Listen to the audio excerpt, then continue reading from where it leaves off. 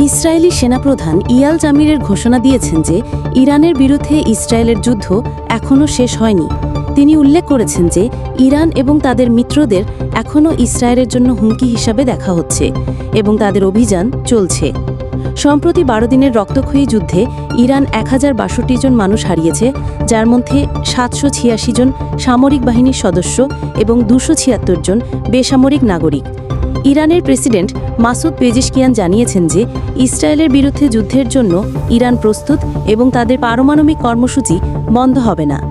Iran ইসরায়েলের সামরিক গোয়েন্দা কেন্দ্র এবং মোসাদের অভিযান পরিকল্পনা কেন্দ্রে হামলা চালানোর দাবি করেছে।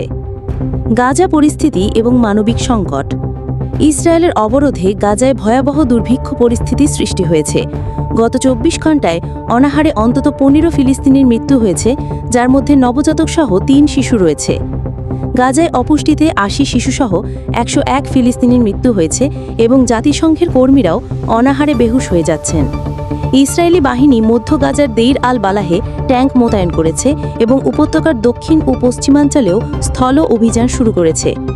গাজায় ত্রাণ নিতে আসা ফিলিস্তিনিদের ওপর ইসরায়েলি সেনারা মরিচের গুঁড়া ছুঁড়েছে এবং ত্রাণ প্রত্যাশী ৯৩ জনকে হত্যা করেছে বলে অভিযোগ উঠেছে।